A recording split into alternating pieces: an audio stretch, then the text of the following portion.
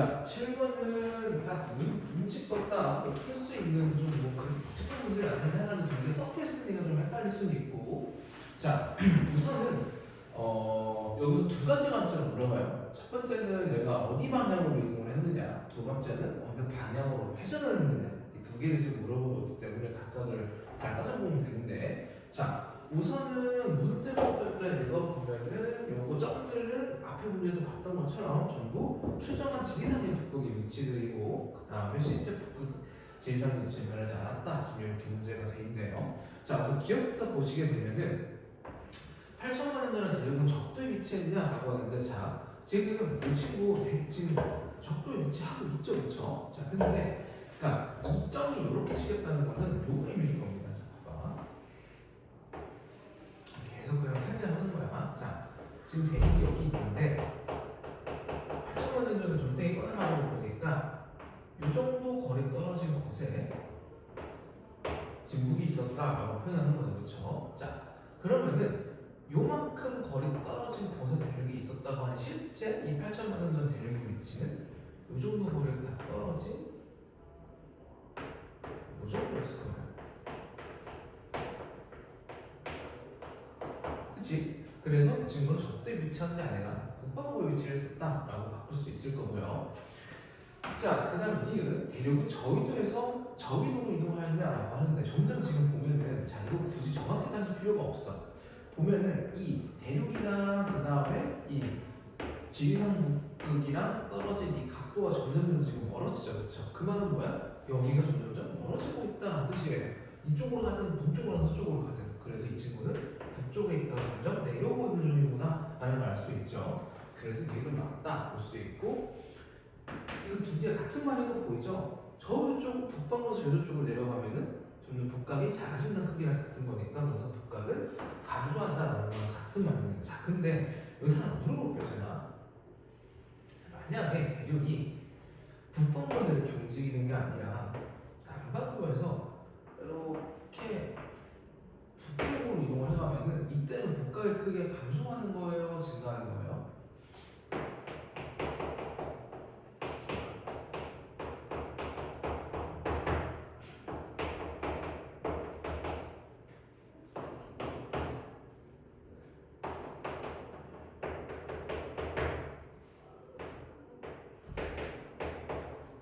자, 여기서 크기라고 하는 거는 절대값인 거예요.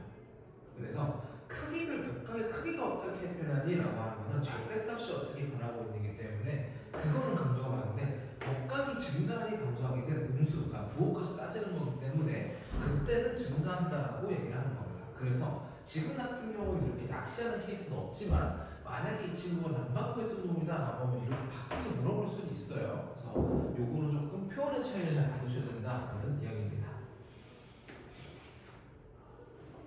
오케이. 자, 그 다음에 리을 볼게요. 자, 요것도 화살표 돌아가는 방향으로 되는 거지, 그렇지? 자, 8천만 년 전에는 원래 이쪽을 보고 있어야 되는데, 원래는 이렇게 보고 있었을 거 아니야, 그렇지? 이게 이렇게 돌아간 거니까. 그리고 이렇게 화살표를 이은 것들만 봐도 원래는 다 같은 거 보고 있어야 되는데, 전부 다 지금 반시계 방향으로 돌았죠, 그렇죠?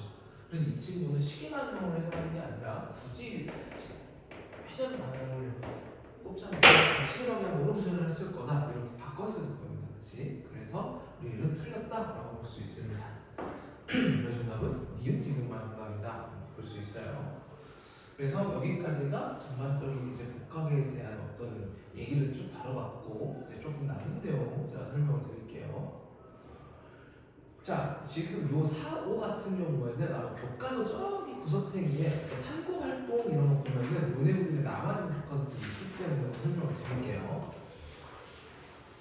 자, 페이지는 40페이지, 39페이지고요. 자, 39페이지에 있는 내용부터 설명을 하면은, 자, 우리 대륙 이동설 얘기할 때 이 대륙 이동설의 증거가 네 가지가 있었어요. 혹시 뭘 쓰는지 기억나요? 해안선, 해안선, 화석, 차륜, 빙하 이동 연속 맞아. 지지구조 연속성. 그래서 떨어져서 콧선맥이 떨어지는 사실을 붙여보니까 연속적이더라는 얘기를 했잖아. 자, 그거 말고도 이제 나중에 거주자기가 돌덩이 있다는 걸 알았기 때문에 이걸 가지고도 사실은 이 두 대륙이 붙어 있었다라는 걸 증명할 수 있다는 그런 골재 내용입니다. 그래서 지금 떨어진 두 대륙에서 각각 얘네들이 가리키는 방향의 고지장이 그게 어딘지 보니까 그 두 개를 분리해서 나타나는 거야. 자, 근데 이게 말이 안 되죠. 왜냐면은 지장이 무조건 하나고 진국도 무조건 하나니까. 그래서 저 두 개가 떨어져 있는 게 말이 안 된다는 거야. 그러니까 이런 거지. 자, 봐봐. 원래 이 땅덩어리가 하나였는데 여기가 이제 지장이 북극을 자극극이라고 쳐볼게요. 자, 이 땅덩어리에서 두 지점을 찍었을 때 전부 다 이 방향을 보고 있을 거란 말이지, 그치? 자, 같은 한 포인트를 가리키고 있을 거야. 자, 근데 이 생긴 상태에서 내가 이거를 쫙 찢은 다음에 이 둘을 양쪽으로 이렇게 이동을 시켰어. 자, 그러면 화살표가 가리키는 방향이 벌어지겠지. 원래는 한국 보고 있다가 이렇게 되는 겁니다.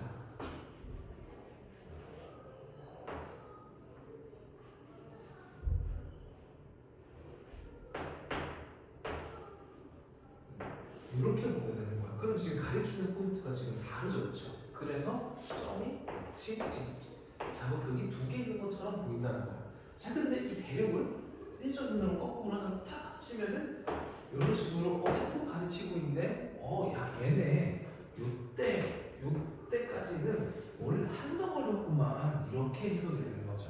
그래서 이 자극극을 가지고 얘는 원래 같이 붙어있던 놈이었다라는 걸 수정을 했다는 그런 내용입니다. 오케이? 그래서 포인트는 이거야. 첫 번째, 지적인 북극은 절대 두 개가 될 수 없다. 그렇기 때문에 이 대륙을 붙여보니까 그때서야 비로소 같은 곳을 가리키고 있더라. 두 지장의 북극이 이런 내용인 겁니다. 되겠죠? 그래서 요 그림 기억해 두시면 좋을 것 같고요. 자, 그 다음에 5번 같은 경우에는, 자, 요것도 인도네ዥ 같은 경우에 우리 좀 이거 내가 넘어가 볼게. 비가 이동 흔적이나 뭐 화석 공포 이런 거 저희가 얘기를 할 때 인도네ዥ에도 빗금 쳐져 있는 부분이 있었어. 자, 여기 보시면은, 자, 남극 기준으로 지금 이렇게 지금 여기 이 비가 하얗게 칠해가지고 퍼진 거 보이죠, 그렇죠? 자, 근데 인도는 실제 지금 위치는 적도에 가깝단 말이야. 그래서 얘 같은 경우에도 이제 이 돌덩이 있는 자극극을 이제 검사를 해보니까, 고지장애를 조사를 해보니 이런 식으로 이제 각 연마다의 이 돌덩이에 적혀져 있는 복각을 표시한 데이터라고 보시면 돼요. 그래서 이 인도 대륙의 돌덩이를 가지고 복각을 시험해볼까 이런 식으로 마이너스 복각에서 플러스 복각으로 보냈네. 얘 남북벌 가 이동해서 올라왔네. 이런 것도 예전에 이 탐구 결과를 통해서 밝혀진 사실이다. 그런 내용이라고 보시면 됩니다. 이해됐죠? 그래서 인도 대륙의 이동도 이 고지장의 극의 어떤 변화를 통해서 이동했음을 충분히 증명해낼 수 있다. 그런 내용이라고 보시면 됩니다. 그래서 사실 이 자료를 해석하는 게 나중에 이런 식으로 나온다라는 정보만 알고 계시면 될 것 같아서 참고할 건 있기 때문에 이런 게 있었다 정도 기억을 하시면 됩니다. 아시겠죠? 자, 저희 3번 안 풀었는데 3번 한번 풀어보도록 하겠습니다.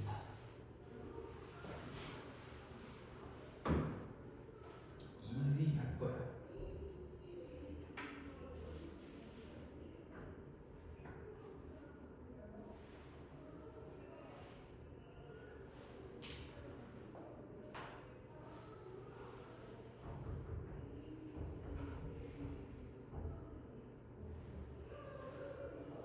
알죠? 네.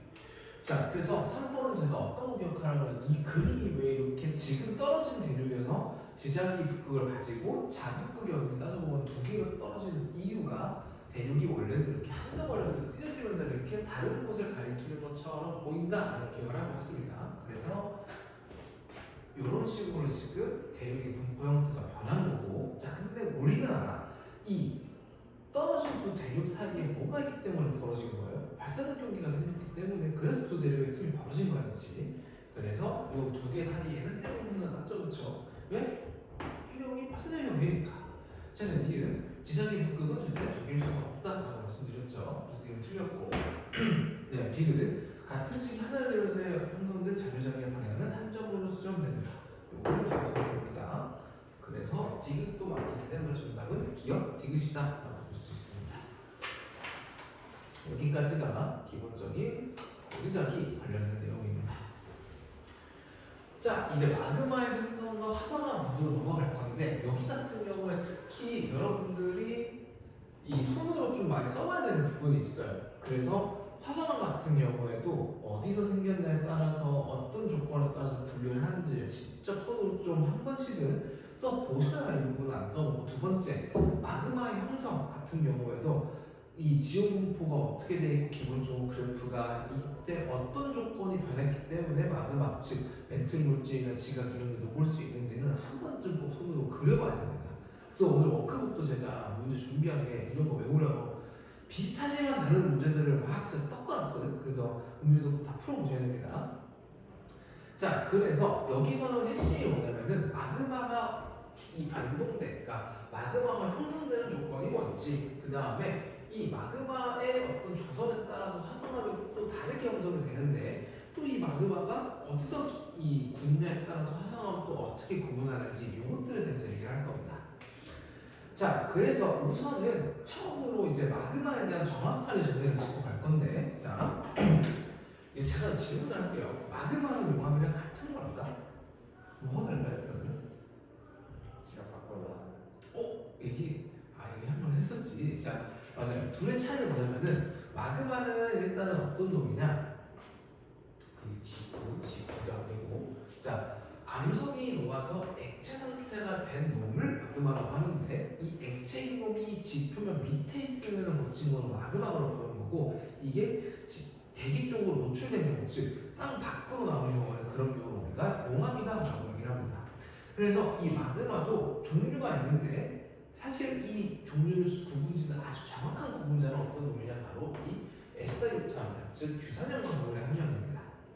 그래서 이 SiO2 함량이 52% 미만인 경우는 묻고 따지지도 않고 우리는 앞으로 현무암질 마그마라고 부를 거고요. 그 다음에 이 친구가 63% 이상 들어가 있다라고 하면 우리는 유문암질 마그마다라고 부를 겁니다. 그리고 SiO2 함량이 52%와 63% 사이의 범위를 가지면 이 친구를 우리가 안산암질 마그마다라고 부를 거고요. 자, 그래서 사실 요거는 요 온도 특성은 사실 이 SiO2 함량이 좀 기반을 하긴 하는데 상대적으로 이 유문암질 마그마에 비해서 현무암질 마그마는 온도가 높다라는 특징을 가지고 있고, 두 번째, 자, 여기 밑에 있는 밀도나 점성 같은 경우는 전부 이 SiO2 함량을 따라가는데 옆에 한번 좀 적어주시면 좋을 것 같아요.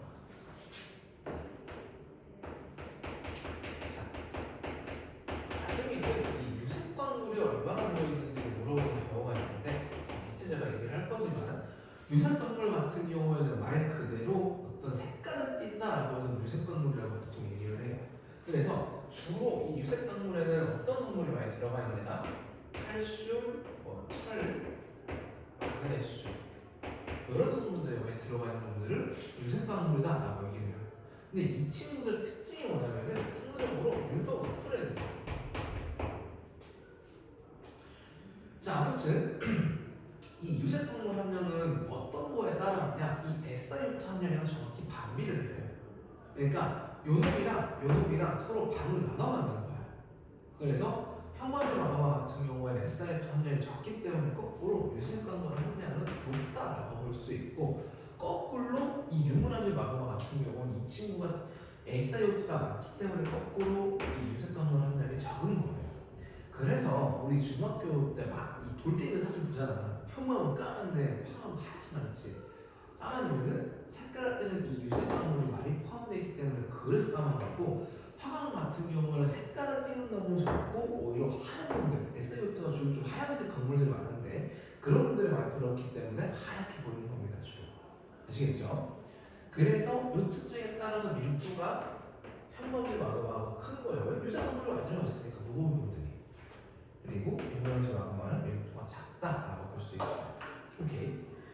자, 그 다음에 점성이랑 화산재 현상은 이렇게 생각하시면 될 것 같아요. 자, 점성이라는 건 얼마나 끈적거리는데, 자, 아이스크림 뭐 맛을 거지, 그렇지? 아이스크림 녹으면 어때? 주르륵 흐르잖아, 그렇지? 그래서 아이스크림 온도가 높기 때문에 주르륵 잘 흐른다, 이렇게 보시면 됩니다. 오케이? 자 그러면 아이스크림 녹으면 어떻게 돼? 이렇게 돼 있는 놈이 이 하면서 밑으로 내려가는 거지. 그래서 이 아이스크림이 다 녹았기 때문에 어떤 아이스크림이라는 형태 자체가 없는 거예요. 그래서 이 마그마가 풀어져 나오는 화산재 경석이 같은 이유가 마그마가 처음에 이 뻥하고 뚜껑이 열리면은 마그마가 주변으로 흘릴 텐데 내가 슉슉슉 잘 흐르니까 계속 어떤 산을 형성하지 않아서 옆으로 퍼져나가는 거지. 그래서 화산재 경석이 얕은 반면에 얘는 깜깜 얼어있는 아이스크림인 거야. 지금 녹질 않아. 그래서 이 친구 같은 경우에는 온도가 상대적으로 낮은 놈이기 때문에, 그러니까 지금 덜 뜨거운 놈이기 때문에 그래서 정상에서도 큰 아이스크림이 잘 안 녹고 안 녹았기 때문에 그 아이스크림이 이렇게 코드 형태가 그대로 유지가 된다고 보시면 되는 겁니다. 그렇게 생각해주면 될 것 같아요. 그래서 첫 번째는 저희가 마그마의 종류에는 어떤 게 있는지를 살펴봤습니다. 그래서 이거를 얘기하는 이유가 뭐냐? 이 마그마가 굳으면은 화성암이 되기 때문이야. 그럼 당연히 화성암은 어떤 거의 성분을 따라가겠어요? 마그마의 성분이 어떠냐에 따라서 얘가 어떤 놈인지 결정이 되겠지, 그치?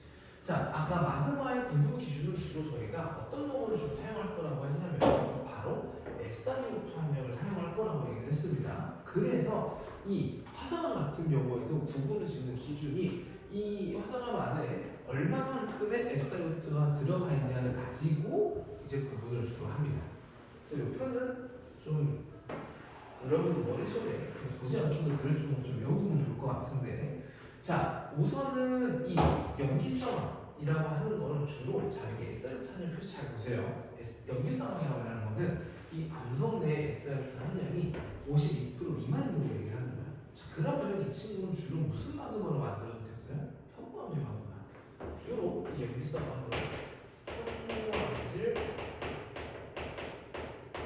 마그마가 만든 놈이고, 여기 산성암 같은 경우에는 그러면 유문암질 마그마가 만든 놈이겠죠.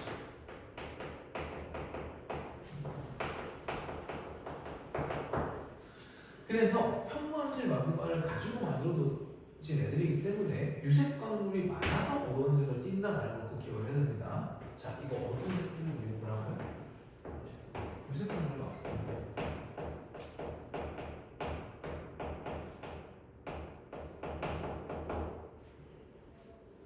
그렇기 때문에 상대적으로 밀도도 여기 왼 오른쪽에 있는 산성암에 비해서 밀도가 높게 나타나는 거고요. 자 그래서 이런 애들한테 이제 우리가 이름을 붙여주기로 했어. 자, 이 마그마가 어디에서 굳었냐에 따라서 이 조직이 구분이 되는데, 자 이렇게 보시면은 세림질이나 유리질 그리고 조림질 이렇게 지금 쓰여져 있는데, 자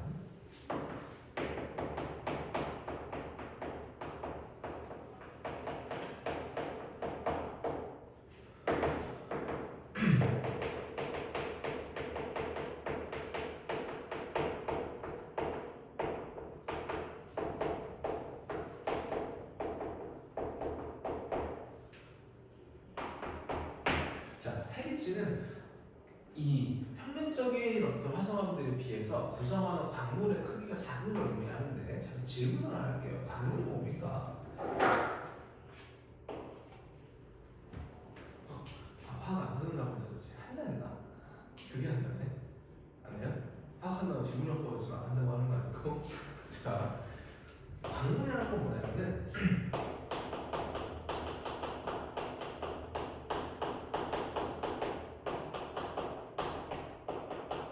분자 이런 거 빼고 물대응의 어떤 거시적인 관점에서 봤을 때 암석을 이루는 가장 작은 단위를 우리는 광물이라고 얘기를 합니다. 그래서 암석은 광물별로 조릴 수 있는 거야. 화학 암석 해보세요. 어디 주로 있냐면 이제 그 벽면에는 돌덩이 보면 알록달록하잖아. 막 분홍색도 있고 흰색도 있고 검은색도 있고 이런 알갱이 하나하나가 전부 바로 광물이 되는 겁니다. 그래서 그 광물들, 얘네들 화성암을 이루고는 광물 크기가 상대적으로 작은 애들을 이제 세림질 조직을 가지고 있다, 이렇게 표현을 하는 거고, 얘의 정반대의 의미를 가지는 단어가 바로 조림질입니다.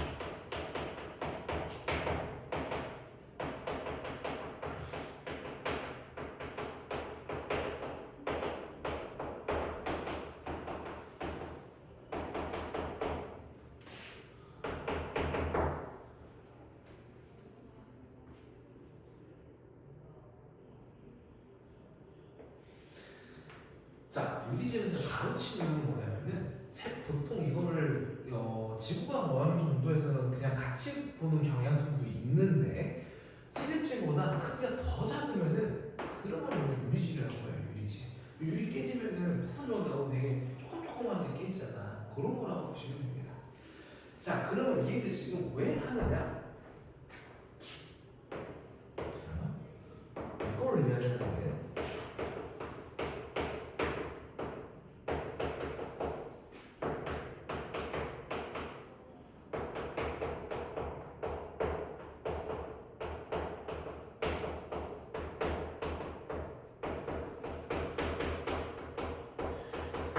화성암에서 광물 크기가 어쨌든 다르니까 이런 이제 어떤 카테고리가 생긴 건데, 분류가 생긴 건데, 그게 왜 생기냐면은 이 냉각 속도에 따라서 광물의 어떤 크기가 달라지게 되는 거예요. 자, 왜 그러냐면은 화성암에서는 광물이 어떻게 생기냐? 자, 여러분 한번 보세요. 자, 얘 지금 마그마입니다.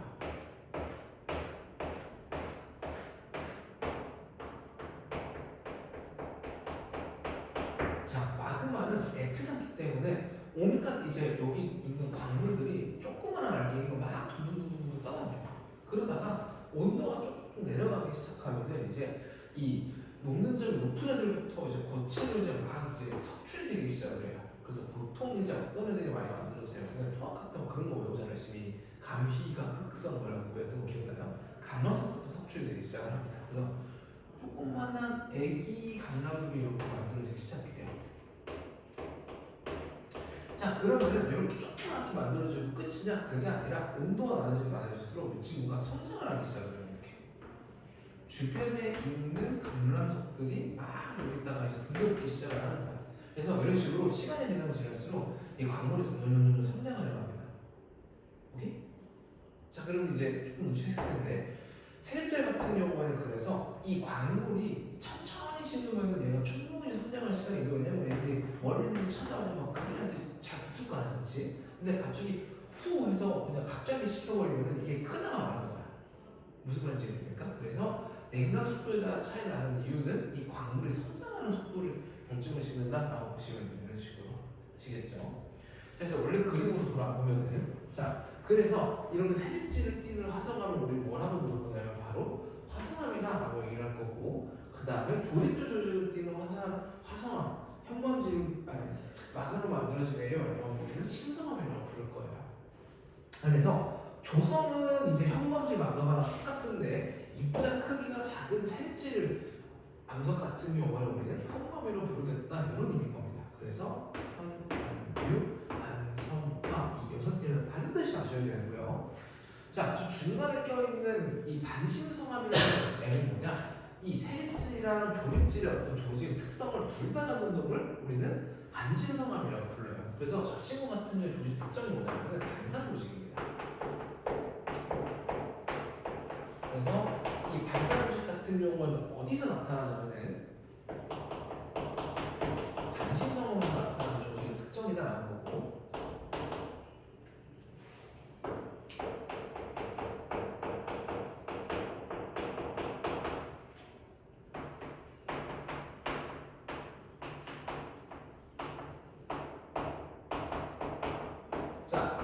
이 반사 조직에는 크게 어떤 이제 이 형태가 관찰이 되냐, 뭐가 관찰이 된다고 보통 얘기를 하냐면은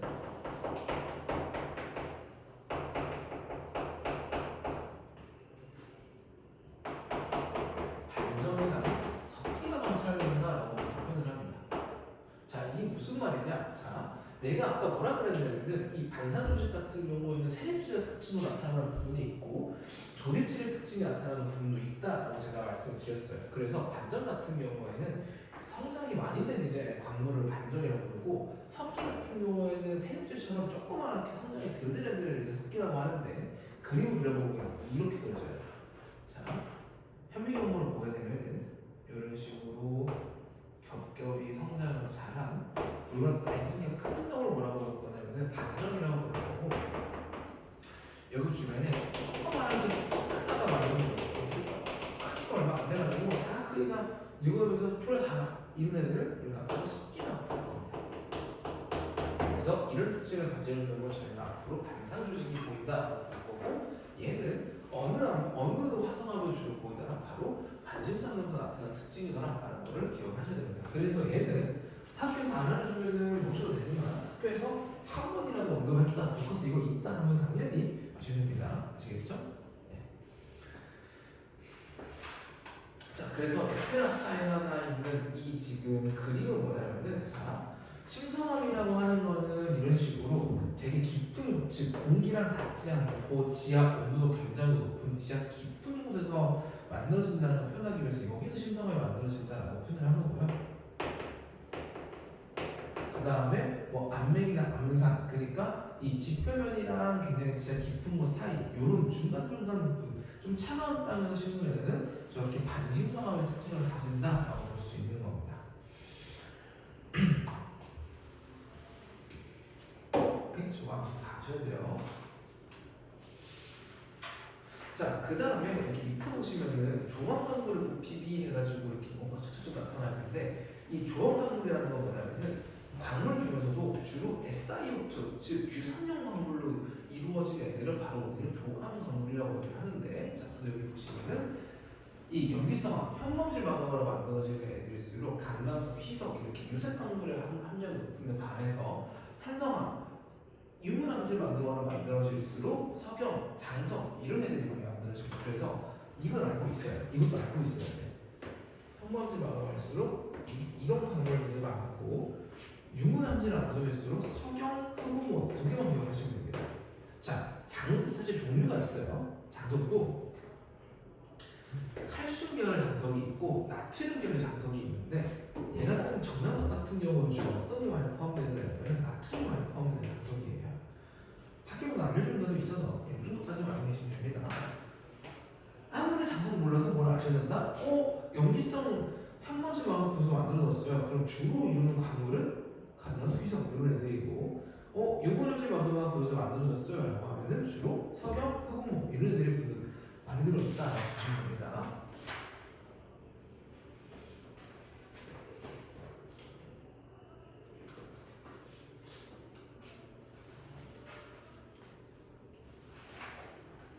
자, 그래서 페이지 넘기셔가지고 52페이지에 3번이랑 그다음에 53페이지에 5번 한번 풀어보세요. 이런 식으로 문제 물어봅니다.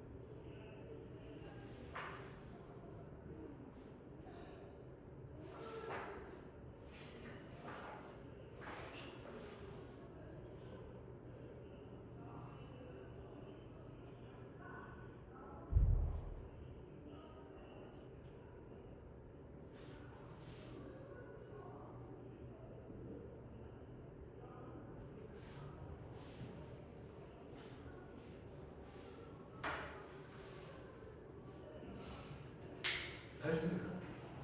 자, 3번부터 볼게요. 자, 우선은 첫 번째로 지금 여기에서 가장 쉽게 이 둘을 구분할 수 있는 기준이 뭐냐면은, 화산암을 물어봐도 마그마가 SiO2 함량이 눈에 보이면 네 가지로 구분하면 됩니다.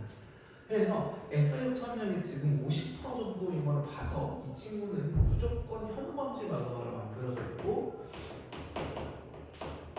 현범지 마그마가 굳어서 만들어졌다는 거는 얘는 염기성 랍이다라고 볼 수 있는 거예요. 자, 그러면은 그 다음에 떠올라야 될 거. 얘를 주로 구성하고 있는 광물이 뭘까요? 그러면 두 개 기억하라고 했잖아요. 감람석, 희석 두 개. 유색 끈물이 주로 이제 구성이 되기 때문에 이 친구는 조금 색깔이 어두울 거다라는 예상이 가능하고 이 친구 같은 경우는 60%보다 SI부터 한 명이 더 많기 때문에 그래서 이 친구는 무조건까지는 아니고 유물한지를 마그마가 굳어서 만들어진 산성암이라고 할 거고 이 친구를 주로 구성하고 있는 광물은 석영이랑 흑은모 이런 애들일 거다라고 볼 수 있습니다. 자, 그래서 일단 좀 틀렸고 이 유물한지 마그마가 지표를 분출할 식은 암석은 B 성분에 가깝냐라고 그렇죠? 그런 이유 맞고 요색 강물의 함량비는 이 SI부터 함량이 더 적은 A가 높다라고 볼 수 있겠네요. 그래서 디귿도 맞다라고 볼 수 있습니다. 정답은 니은이시다라고 볼 수 있고요. 크게 문제가 이 정도만 나오면 얼마나 좋을까? 그치? 자, 그 다음에 5번 같은 경우에는 지금 결정 크기랑 SI오텀이 같이 표기된 어떤 그래프를 지금 보여주고 있고요. 자, 우선은 A랑 BC 이렇게 지금 세로축으로 이렇게 하나를 묶을 수가 있는데, 자, A 같은 경우에는 무슨 마그마로 만들어졌는지 보니 얘는 무조건 현무암질 마그마로 만들어졌을 거고, 그 다음 BC 같은 경우에는 유문암질이죠.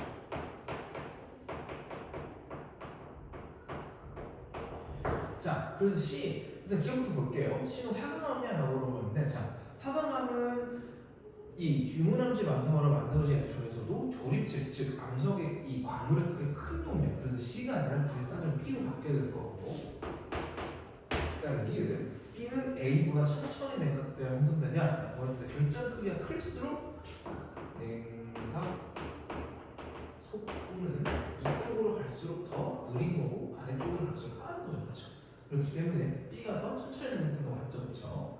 그래서 D는 바꾸고, 그다음에 D는 B는 주로 해력에서 형성되냐? 해력에서는 주로 우리 뒤에서 배우겠지만 현범질 마그마가 주로 분출이 되기 때문에 그래서 D는 틀렸다고 볼 수 있습니다. 정답은 이것만 정답이라고 볼 수 있습니다.